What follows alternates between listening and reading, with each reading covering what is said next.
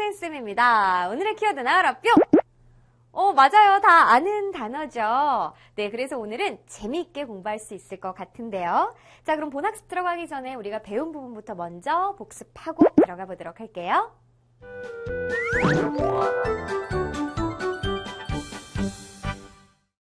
자, 우리는요, 도수분포표를 좀 더 보기 쉽게 그래프로 나타낼 수 있었는데 그 종류는 두 가지였어요. 바로 히스토그램과 도수분포 다각형이죠. 그럼 히스토그램이나 도수분포 다각형이나 가로에는 어떤 항목이 들어갔나요? 계급이요. 네, 잘했어요. 계급이죠? 그래서 우리가 가로축에는 무엇을 써줬느냐? 바로 계급의 양 끝값을 써주면 됩니다. 맞나요? 그럼 세로축에는요? 자, 세로축. 여기도 그렇고 모두 도수가 오죠. 그래서 도수분포 다각형은 히스토그램을 먼저 그리면 되게 쉬워요. 바로 이렇게 윗변에 중점을 콩콩콩콩 찍고 양 끝에는 마무리점을 찍어서 선분으로 연결하면 도수분포 다각형을 만들 수 있었습니다. 자, 그러면 우리가 상대 도수의 분포표는 또 어떤 그래프로 나타낼 수 있을지 지금부터 시작해봐요. 자, 앞에서 히스토그램과 도수분포 다각형 우리 복습했는데 그러면 오늘 내용 너무너무 쉬울 겁니다, 여러분. 상대도수의 분포를 나타낸 그래프는 무엇이냐? 이미 여러분들이 이 그래프의 모양 다 알고 있거든요. 바로 상대도수의 분포표를 히스토그램이나 도수분포 다각형으로 나타낸 그래프를 말합니다. 우리가 직접 그래프를 그려보면서 공부해 볼게요. 자, 선생님이 상대도수의 분포표를 하나 가지고 왔어요. 우리 지난 시간에도 만났던 이 표인데요. 자, 그래프를 그리는 방법 순서에 맞게 설명해 드릴게요. 지금 수학 성적이 이렇게 이제 50점 이상부터 60점 미만 이것이 첫 번째 계급이 돼가지고 90점 이상 100점 미만까지 이렇게 있습니다. 그리고 상대도수는 우리 지난 시간에 다 구해봤기 때문에 선생님이 다 채워왔습니다. 그러면 자, 그래프 지금 선생님이 틀만 이렇게 쫙 그렸거든요. 여기에서 가로축과 세로축에 무엇이 와야 되는지 요거를 먼저 알아야 되는데 보세요. 이 가로축에는요. 우리 친구들 히스토그램하고 똑같습니다. 바로 계급의 양 끝값이 오면 됩니다. 그럼 세로축에는 우리가 복습 시간에도 봤지만 여기에 세로축에는 우리 이제 도수가 왔었잖아요. 그런데 상대도수를 나타내줘야 되니까 바로 세로축에는요. 상대도수, 요게 다른 거예요. 자, 이 부분이 바로 다른 차이점입니다.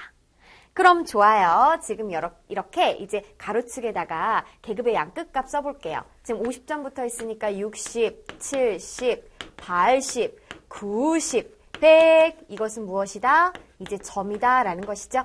자, 0점부터는 없으니까 이 부분 생략돼서 물결선 이렇게 생략해 줄게요. 그리고 이제 세로에 중요한 누가 온다? 상대도수가 와야 된다라고 그랬습니다. 그러니까 만약에요, 도수라면은 우리가 뭐 이 점수대가 몇 점이다 라고 했지만 상대도수는 지난 시간에도 공부했듯이 이 총합이 항상 1이다 라는 거 잊지 않으셨죠, 여러분? 그러다 보니까 각 계급의 상대도수는 당연히 1보다 작은 이런 소수 형태로 나온다 라는 걸 알 수 있어요. 그래서 이제 눈금만 보고도 이제 여러분들이 좀 익숙해지면은 세로축의 눈금, 이거 1보다 작네. 이거는 상대도수겠다 라는 걸 느끼실 수 있을 겁니다. 자, 그래서 요것을요, 0. 만약 1이라고 하고 0.2, 0.3, 0.4 여기를 0.5 쓸 자리가 없는데 이렇게 써볼까요? 자, 그런 다음에는요, 우리가 어떤 점을 찍어야 되느냐? 먼저 똑같습니다, 여러분들. 그래서 이제 히스토그램 모양으로 찍는다라고 했을 때는 보세요. 여기 50에서 60은 0.1이니까 이렇게 되는 거잖아요. 그죠? 히스토그램 모양으로 그린다면 60에서 70은 0.15니까 이런 직사각형. 자, 0.5니까 이 정도 될까요? 네. 그죠? 그 다음에 80에서 90은 0.2, 90에서 100은 0.05 이렇게 될 텐데 히스토그램 그리지 않고 바로 도수분포 다각형과 같은 모양을 그리려면요. 지금 이렇게 히스토그램에 이제 윗변에 중점을 찍는 거랑 같은 거잖아요. 그죠? 그러면은 여기에서 중점 뿅 찍는데 그 다음 마무리 점 찍어가지고 이것을 차례로 연결해주면 되는 거죠. 그럼 여러분들 여기에서 한 점에 좌표를 한번 생각해 보세요. 이때 이 가로축은 뭐랑 똑같아요? 그렇죠. 80과 90 가운데니까 바로 계급값이랑 같습니다. 그죠? 계급값. 그리고 세로축은요? 상대도수입니다. 그래서 계급값과 상대도수를 가로축, 세로축으로 갖고 있는 이 점들을 콩콩 찍어서 연결해주면 돼요. 그래서 여기에서 이 점을 찍는다 선생님이 비워준 이유는 채워주려고. 자, 가로축은 바로 계급값, 그리고 세로축은 상대도수의 점을 찍어서 연결해주면 됩니다. 그런 다음에 각 점을 선분으로 연결하여 도수분포 다각형과 같은 모양으로 그린다라는 것을 알 수가 있겠습니다. 그럼 좋아요, 여러분들. 여기에서도요, 그럼 이 도수분포 다각형과 가로축으로 둘러싸인 이 부분의 넓이를 구할 수 있을까요, 우리 달자? 네, 구할 수 있을 것 같아요. 네, 맞아요. 구할 수 있어요. 그러면 우리가 히스토그램이랑 도수분포 다각형에서도 이 넓이를 구했었는데 이 중요한 부분이 무엇이었어요? 자, 지금 옆에 보여주고 있죠. 여러분들 기억나시죠? 바로 이 도수분포 다각형과 가로축으로 둘러싼 부분의 넓이는 히스토그램에서 각 직사각형의 넓이 합과 같았습니다. 그러다 보니까 직사각형을 쭉 오려서 일렬로 우리가 쭉 붙였었잖아요. 해서 그 넓이는 바로 가로가 뭐가 되는 거예요? 계급의 크기. 세로는 바로 총 도수가 되는 거죠. 도수의 총합. 그죠?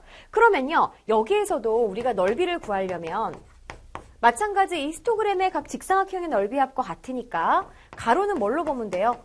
맞아요. 50에서 60, 60에서 70, 10씩이잖아요. 10점이니 계급의 크기가 되는 것이고, 그 다음에 세로는 도수의 총합. 이거는 우리가 히스토그램이나 도수분포 다각형, 도수분포 표를 옮겨낸 그래프에서는 그랬지만 지금은 상대도수를 나타냈기 때문에 우리 다름이 여기에서는 이 도수의 총합이 아니라 무엇이 들어와야 될 것 같아요?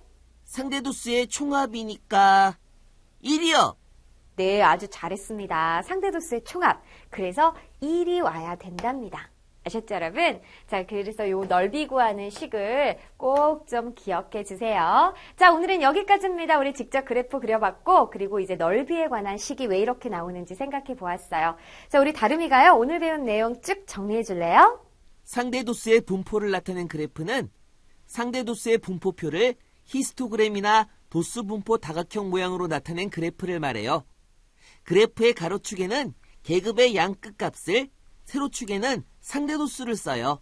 네, 아주 잘했습니다. 우리 친구들도 설명 열심히 잘 들었는지 또 확인하는 시간 가져야 되겠죠? 스피드 퀴즈 만나볼게요.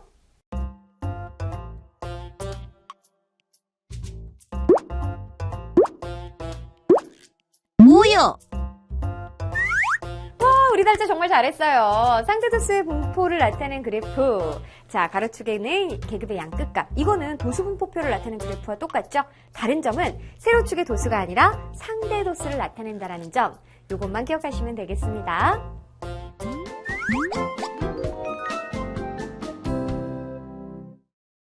자, 1번 문제입니다. 이는 현안해반 학생 25명이 등교하는데 걸리는 시간을 조사해 만든 상대도수의 분포를 나타낸 그래프예요. 자, 그러면요, 이 상대도수의 분포를 나타낸 그래프는 가로축에는 계급, 그리고 세로축에 상대도수가 나와 있죠. 그럼 문제 풀어보죠. 상대도수가 가장 큰 계급, 뿅뿅뿅뿅, 가장 높은 점을 찾아서 계급 쭉 따라 내려가면 12분 이상, 16분 미만, 여러분들 계급을 쓸 때는 이상 미만까지 철저하게 꼼꼼하게 써주셔야 됩니다. 그 다음 두 번째, 걸리는 시간이 8분 이상 12분 미만이라고 그랬으니까 자, 이 계급 가로축에서 찾아야 되겠죠. 8분 이상 12분 미만인 계급이 상대도수니까 그대로 그것을 따라 올라가서 이때 세로 눈금 읽어주면 됩니다. 0.2가 되겠네요. 그 다음, 자, 같은 그래프입니다. 문제가 좀 달라졌는데, 자, 여기에서는 우리가 알아야 되는 것, 보세요, 여러분들. 우리 상대도수를 구하는 식은 전체 도수분의 극계급의 도수입니다. 그럼 이를 통해서요, 여러분에게 거꾸로, 자, 전체 도수를 구하라고 할 수도 있고, 극계급의 도수를 구하라고 할 수도 있거든요. 이 식이 나와 있습니다. 자, 이 전체 도수는 어떻게 구하느냐? 얘 상대 도수랑 바꿔주기만 하면 돼요. 자, 그리고 그 계급의 도수는 이 양쪽의 전체 도수를 곱해서 계산하면 됩니다. 이거는 한 번에 딱 눈에 안 들어오니까 우리 친구들이 좀 시간을 내서 꼭 복습해 주셔야 되겠고요. 자, 그럼 문제로 와서 걸리는 시간이 16분 이상인 학생, 16분이니까 이 가로에서 16보다 오른쪽에 있는 계급 다속하겠죠. 그러면 16 이상 20 미만은 짠! 어때요? 자, 눈금 한 칸의 크기 또 알아야 되는데 5칸이 0.1이라면 한 칸은 0.02입니다. 그렇기 때문에 0.2보다 2칸 위에 있으니까 0.24. 그 다음 20 이상 24 미만은 0.1에서 한 칸 아래 여기 있으니까 0.08. 자, 더해보면 0.3인데 문제에서 전체의 몇 %냐라고 그랬습니다. 퍼센트, 백분율이죠. 그래서 상대도수 0.3이라는 것은 전체가 1일 때잖아요. 그래서 100을 곱해서 32%라고 말해줄 수 있어요. 그럼 이번엔 걸리는 시간이 8분 미만인 학생 수를 구하라네요. 8분 미만이라면 상대도수는 0.08이에요. 그러면 전체가 25명이라는 거 아니까 25명의 0.08 계산하면 되는 거죠. 우리 공식 보여줬어요. 그래서 2명이 되는 것을 2명이 되는 것을 거꾸로 구해낼 수가 있겠습니다. 좋아요. 3번도 이제 상대도수의 분포를 나타낸 그래프인데 여러분에게 주어진 힌트는 자, 80점 이상 90점 미만인 학생 바로 이 계급의 도수가 6명이라고 합니다. 다음을 구하여라. 자, 이 문제를 해결하기 위해 알아야 되는 거 상대 도수는 그 계급의 도수에 정비례한다. 그러니까 그 도수가 2배, 3배가 되면 당연히 상대 도수도 2배, 3배가 되는 거죠. 그리고 그 계급의 도수는 자, 전체 도수 곱하기 그 계급의 상대 도수다라는 거 우리가 알았어요. 자, 그럼 좋아요. 우리 문제는 60점 이상 70점 미만인 학생 수를 구하래요. 자, 지금 상대 도수를 압니다. 그러면은 이 계급의 도수는 일단 전체 도수를 알아야 되는데 이거는 문제에서 주어진 힌트를 통해 알 수 있어요. 자, 지금 전체 도수가 몇 명인지 모르는데 그 중에 6명이 여기 상대 도수가 0.15가 나왔다라는 것이죠. 그럼 여기에서는 전체 도수라는 거는 어떻게 구하냐? 바로 0.15분의 6을 계산을 하면은 이거 계산하면 얼마가 나오냐면 40 나옵니다. 40. 그러면 다시 돌아와서 전체 도수가 40명이라고 구했으니까 바로 이 계급에 속하는 상대 도수는 0.2잖아요. 그럼 이 40명 중에 0.2에 해당하는 것은 40 곱하기 0.2를 통해 8명이다 라는 것을 구할 수가 있어요. 그러니까 아까와 단계가 하나 더 늘어난 겁니다. 그 다음 도수가 가장 작은 계급의 학생 수. 자, 정비례한다라고 그랬으니까 상대 도수가 가장 낮은 부분 찾아주면 되는데 0.05죠. 그럼 40명 중에서 0.05는 2명이 되는 걸 알 수가 있겠네요. 이렇게 3번까지 풀어봤으니까 우리 친구들 스스로 별별 퀴즈 해결해 보세요.